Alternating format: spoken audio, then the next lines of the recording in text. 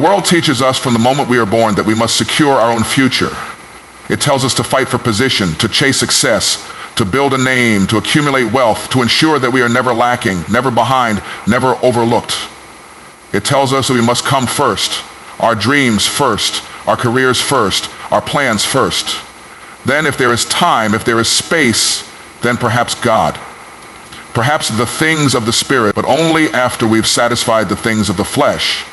Yet the words of the Messiah cut through the noise of the world with a call that is utterly opposite. Seek first the kingdom of God and his righteousness, and all these things shall be added to you.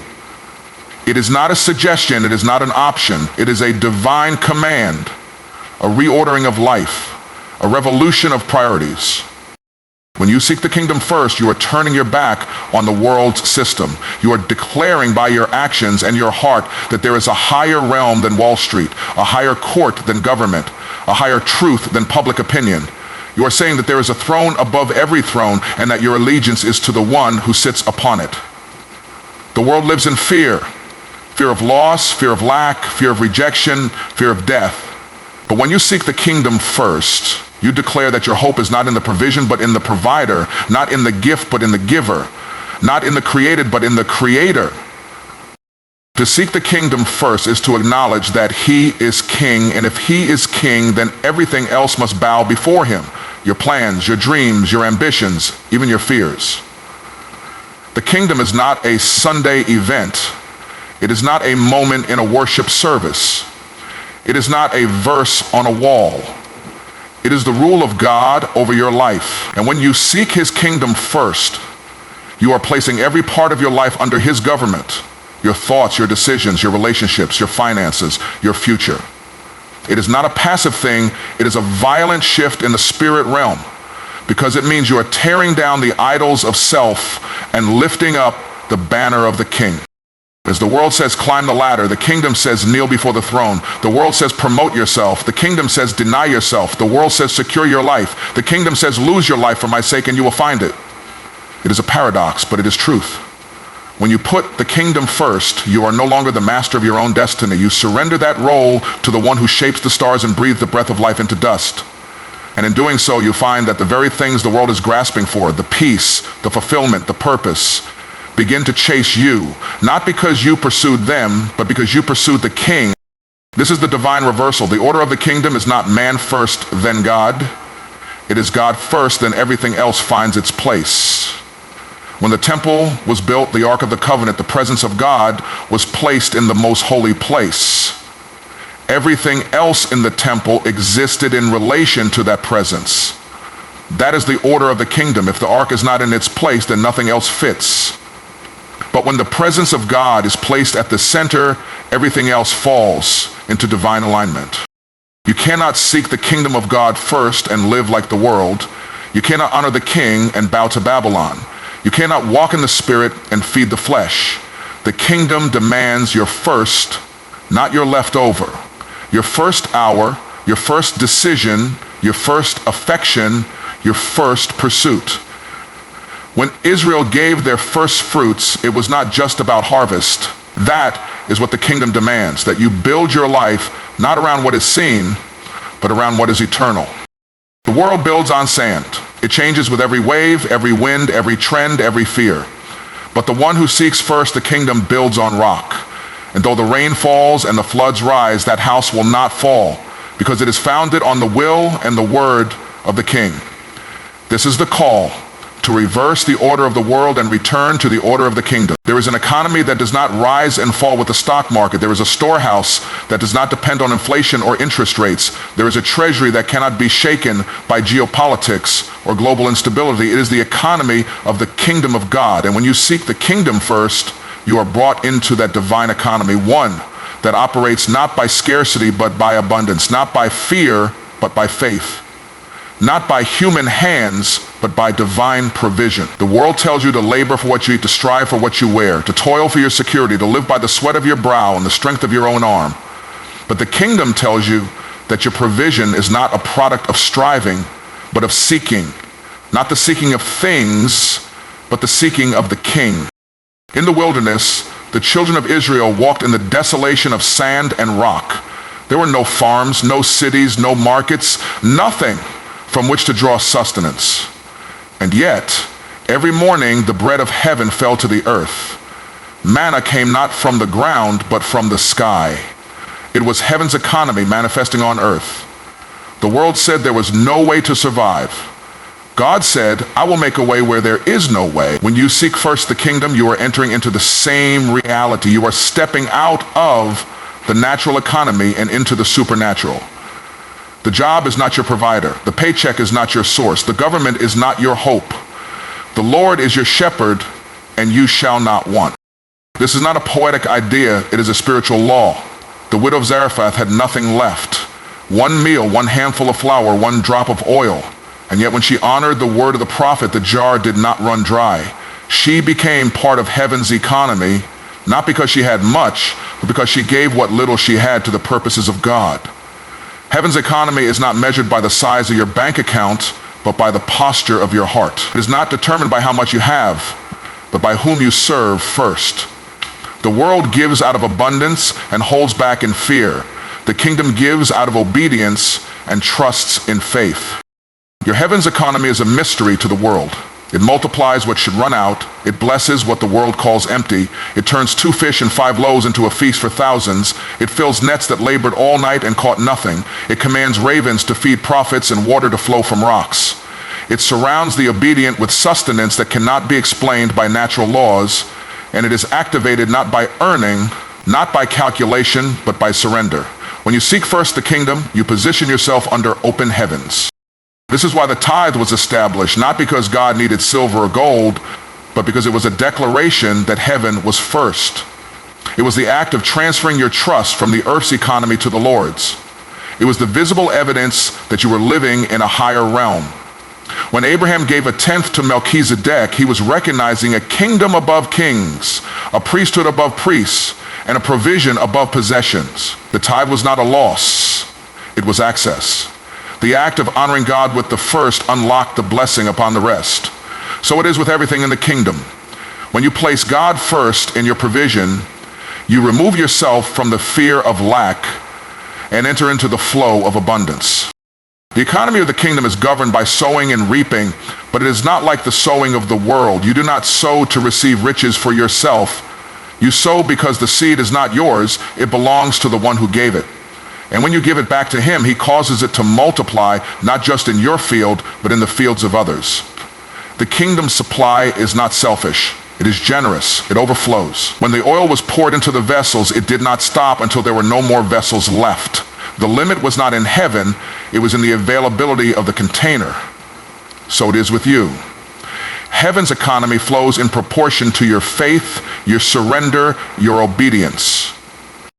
To seek first the kingdom is to live as if God's promises are more real than the economy of man. It is to believe that your Father knows what you need before you ask. It is to walk through famine and still feast. To face the Red Sea and still move forward. To see no rain and still dig ditches. The world says you must see it to believe it. The kingdom says you must believe it to see it. When you step into heaven's economy, you are no longer bound by the limitations of the natural. You are living under the provision of the supernatural. You are no longer chasing blessing. Blessing is chasing you. To seek the kingdom of God first is not just to adopt a new philosophy or to recite spiritual words. It is to come into alignment with heaven itself. It is to turn your heart, your mind, your steps toward the order and reign of the King. The kingdom is not merely a destination. It is a reality that governs your present. And when you prioritize it above all else, you are brought into divine alignment. A supernatural order in which your life is no longer driven by circumstance, but directed by the will of God. The world operates by reaction. It moves by emotion, by impulse, by the shifting winds of fear and desire. But when you seek first the kingdom, you no longer walk by reaction. You walk by revelation. In the kingdom, alignment is everything. The sun, the moon, the stars move in perfect order because they are aligned with the Creator's design. So it is with your life. When you are out of alignment with heaven, everything feels off. Your plans fail, your energy is drained. You chase and strive and fall short. But when your life comes into kingdom alignment, things begin to flow. not because they are easy, but because they are ordained. You are no longer fighting against the current, you are moving with the wind of the Spirit. It is the difference between pushing a heavy cart uphill and being carried by the river of God's direction. When you seek the kingdom first, decisions that once brought confusion now come with clarity. Paths that seemed blocked begin to open. The right relationships begin to appear. The wrong ones begin to fall away. You begin to discern not just what is good, but what is God. The flesh seeks what is comfortable. The soul seeks what is fulfilling. But the Spirit seeks what is aligned. Alignment is not always what you expect.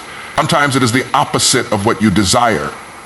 But the one who seeks first the kingdom learns to trust that God's alignment is higher than man's ambition. In divine alignment, your steps are ordered. You begin to experience divine appointments, moments and meetings that could not have been orchestrated by your own hand. You find yourself in the right place at the right time, not because you planned it, but because you followed the voice of the shepherd. The world calls it luck. The kingdom calls it leading. There are no accidents in divine alignment. Every delay has purpose. Every closed door has instruction. Every wilderness has preparation, and every valley has a victory prepared before the battle even begins. Patriarchs of old walked in this alignment. Abraham left everything to follow a promise he could not see.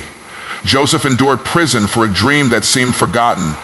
Moses faced Pharaoh with nothing but a staff and a word. None of them walked by sight. All of them walked by divine alignment. They did not live lives of comfort, but they lived lives of purpose. Their steps were not always smooth, but they were always guided. Because when the kingdom is first, you do not walk alone. You walk with the one who holds the blueprint of your life in his hands. There is a rhythm in the kingdom, a holy cadence, a divine tempo. When you walk in it, you find rest, even in the midst of labor. You find strength, even when others fall. You are not driven by pressure, but led by peace. The peace of the kingdom is not the absence of trouble, but the presence of alignment. You know who you are, where you are going, and whose hand is leading you. Even when you do not know the details, you know the direction. Even when you do not have the map, you have the guide. The enemy knows that if he cannot destroy you, he will try to misalign you.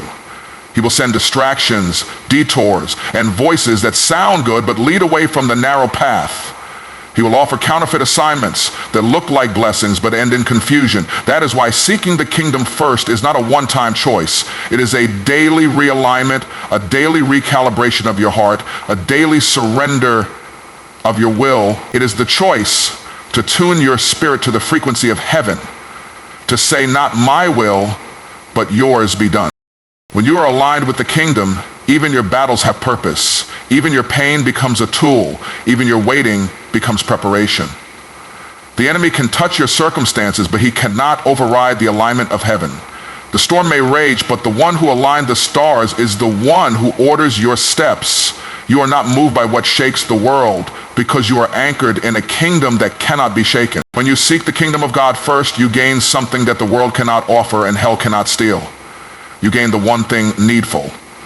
The world is filled with many things, many voices, many pursuits, many distractions, but only one thing endures. Only one thing satisfies. Only one thing holds eternal weight. The kingdom of God is not a concept. It is the very presence of the King. To seek the kingdom is to seek him, not merely his hand, but his faith, not what he can give, but who he is. And when you find him, you find everything else. The world offers endless options, but no lasting answers. It provides pleasures that fade and promises that break. It gives you temporary highs followed by deepening emptiness. It shows you glory that rusts and joy that withers.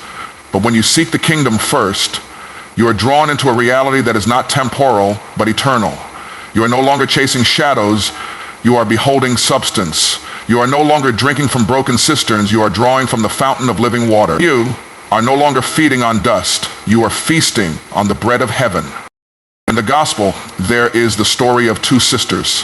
One was busy serving, moving, preparing, caught up in many things. The other sat at the feet of the Messiah. The one who served became anxious and troubled. The one who sat was still. And the master said of her, "She has chosen the one thing needful." That is the picture of the kingdom. There is nothing wrong with serving, with working, with planning, but when those things come before his presence, They become burdens instead of blessings. They become noise instead of worship. They become distractions instead of devotion. To seek first the kingdom is to recognize that all things flow from him. Your peace, your purpose, your identity, your joy, they are not found in success or people or applause or achievement. They are found in communion with the King. You can have everything and still be empty. You can gain the world and still lose your soul. But if you gain him, you gain what cannot be taken.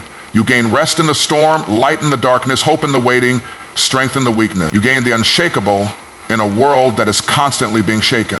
The presence of the King transforms everything it touches.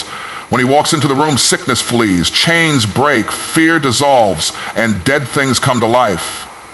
When you seek him first, you are not just inviting change, you are stepping into transformation. You are not trying to fix your life, you are laying your life at the feet of the one who holds resurrection power. The one thing needful is not a new opportunity. It is not another open door. It is not a platform, a stage, or a breakthrough. It is him. It has always been him. The prophets knew this. David cried out, "One thing I have desired of the Lord, that I may dwell in the house of the Lord all the days of my life, to behold the beauty of the Lord and to inquire in his temple." That was the cry of a king who had seen the wealth of nations and found it lacking. That was the longing of a man who had known battle and victory, fame and failure, and still found that nothing compared to the presence of the Lord. The one thing needful is not about escaping the world, but about walking through it with the presence of the King burning within you. When you seek first the kingdom, the temporal fades and the eternal takes root. Your prayers change, your desires shift, your priorities realign. You no longer ask, "What do I want?" but "What does he want?" You no longer live for the applause of men, but for the approval of heaven. You no longer run after things that perish, but after the one who is everlasting. The peace of the kingdom is not dependent on outcomes. It is anchored in presence. It is not the absence of conflict. It is the nearness of the King. To seek the kingdom is to become a dwelling place for the King. It is to make your heart a throne. It is to be so consumed with his presence that everything else dims in comparison. It is to say, like Paul, "I count all things as loss compared to the surpassing worth of knowing Christ." It is to possess the treasure hidden in a field, to find the pearl of great price, and to sell everything else just to hold it. It is to wake each morning not chasing survival, but pursuing communion. It is to walk not as an orphan, but as a child of the King. It is to trade anxiety for intimacy, striving for surrender, and busyness for beholding. It is to realize that in gaining him you lack nothing. To seek first the kingdom of God is to walk in the authority of heaven upon the earth. It is not merely to believe, but to live as one under the reign of a sovereign king. And when you live under the rule of that kingdom, you are given access to the power of that kingdom.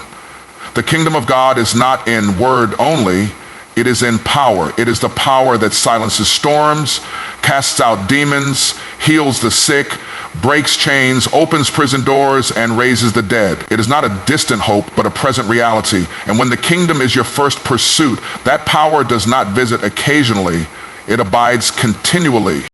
The enemy seeks to intimidate and oppress. He prowls like a roaring lion looking for whom he may devour, but he cannot devour those who walk in kingdom authority. Because that authority is not based on feelings or status, it is rooted in identity. To seek the kingdom first is to step into your identity as a son, a daughter, an ambassador of the Most High. It is to realize that you are not just surviving this world, you are sent to it. You're not a victim of culture, you are a vessel of the King. When the kingdom is first, fear loses its grip because you know who you are and whose you are. Authority is not loud, it is not performance, it is not show, it is not hype. Authority is the quiet confidence of one who walks with the King. The centurion understood it when he said, "I too am a man under authority. Say the word and it shall be done." And the Messiah marveled, for this man understood the secret. When you are under authority, you can walk in authority. You cannot walk in the power of the kingdom unless you are submitted to the reign of the King. But when your life is surrendered, your words carry weight, your prayers shift atmospheres, and your steps shake ground. The apostles turned the world upside down, not because they were influential in the eyes of man, but because they were aligned with the authority of heaven. Peter's shadow healed the sick, not because of Peter, but because of who was dwelling within him. Paul cast out spirits and shook cities, not because of his name, but because he carried the name above every name. They did not fear emperors or prison cells. They did not bow to threats or retreat from trials. They walked in boldness, because the kingdom of God was not just something they preached, it was something they embodied. When the kingdom is first, you do not cower before giants. You confront them. You do not negotiate with darkness. You drive it out. You do not tremble before principalities. You stand in the armor of God, knowing that greater is he who is in you than he who is in the world. The enemy thrives on disorder, distraction, and deception, but the one who seeks first the kingdom walks in truth, in clarity, in divine order. And with that order comes strength. With that strength comes boldness. With that boldness comes victory. The power of the kingdom is not limited to pulpits or platforms. It flows through the yielded, the obedient, the surrendered. A mother who prays over her children in the authority of Christ. A businessman who conducts his work in righteousness. A teacher who carries the presence of God into the classroom. A servant who loves with the compassion of the king. These are not weak things. These are kingdom acts. And when they are done, under the reign of the king, they release power into the earth. For the kingdom is like leaven. It may seem small, but it transforms everything it touches. The enemy has no answer for a people who know who they are. The powers of darkness cannot stand against those who walk in kingdom authority. It is not the authority of arrogance. It is the authority of humility. The kind that bows low before the king, but stands tall before the enemy. The kind that weeps in the secret place, but speaks with fire in the open. The kind that walks in love, but wages war in the spirit. This is the authority of those who seek first the kingdom. The weapons of our warfare are not carnal. They are mighty through God for the pulling down of strongholds. And those weapons are entrusted to those who put the kingdom above their comfort, their reputation, their desires. Those who do not live to please man, but to please the king. When the kingdom is first, your life becomes a threat to the kingdom of darkness. You no longer react to attacks. You initiate advances. You no longer retreat. You occupy. You no longer wait for permission. You walk in the commission. To seek first the kingdom is to wear the mantle of heaven. It is to speak not as a beggar, but as a representative of the king. It is to pray not as a doubter, but as one seated in heavenly places with Christ. It is to declare not what you see in the natural, but what is written in the eternal. It is to walk through fire and not be burned, to speak to mountains and watch them move, to stand in the midst of chaos and release peace. For where the kingdom is first, heaven invades earth. When you seek first the kingdom of God, you begin to see with different eyes. The veil is lifted and the scales fall. You no longer look at life through the lens of the world, but through the lens of eternity. You no longer judge by appearance, but by revelation. The temporal begins to fade and the eternal begins to rise. Your discernment sharpens, your hearing clears. You begin to perceive not what is obvious, but what is hidden. The mysteries of God are not given to the casual or the curious. They are revealed to those who seek first his kingdom and his righteousness. In the natural, people walk by sight. They trust what they see, what they feel, what they can measure. But in the kingdom, sight comes by faith. You see not what is visible, but what is spoken. You walk not by facts, but by truth. And truth does not bow to circumstance, it rises above it. When the kingdom becomes your pursuit, the Spirit opens your understanding. You begin to discern the movements of God even in the midst of chaos. You begin to detect his fingerprints in places where others only see confusion. You hear his whisper in the storm. You see his hand in the wilderness. Those who seek the kingdom are not led by headlines, emotions, or popular opinion. They are led by the Spirit. They are guided by the inner witness, not the outer noise. Elijah heard the voice of the Lord not in the wind, not in the fire, not in the earthquake, but in the still, small voice. And that voice speaks still, but only to those who are still enough to hear it. To seek the kingdom is to posture your heart to listen. It is to silence the lesser voices, to turn down the volume of culture, to step away from the crowd and into the secret place. And in that place, vision is born. Vision is not ambition. It is not a plan you invent. It is a revelation you receive. When you seek the kingdom first, God begins to show you things you could never have seen on your own. He reveals the purpose behind the pain, the assignment behind the struggle, the calling behind the conflict. You begin to understand why the enemy fought so hard against you because of what you were called to carry. You begin to see people not as obstacles, but as opportunities. Not as enemies, but as fields ripe for harvest. Your heart begins to break for what breaks his. You see as he sees. In the days of old, the prophets were called seers, not because they had better eyesight, but because they had clearer insight. They stood in the counsel of God and saw what others could not. They discerned the times. They perceived the shifts in the spirit realm. They warned, they guided, they declared, and their ability to see was tied to their devotion, their consecration, their pursuit of the Holy One. Those who seek the kingdom are given eyes to see, not just the present, but the eternal. Not just the surface, but the root. Not just the action, but the motive behind it. This vision does not make life easier, it makes it clearer. It does not always change what is around you, but it always changes how you see it. Joseph saw the hand of God even in betrayal.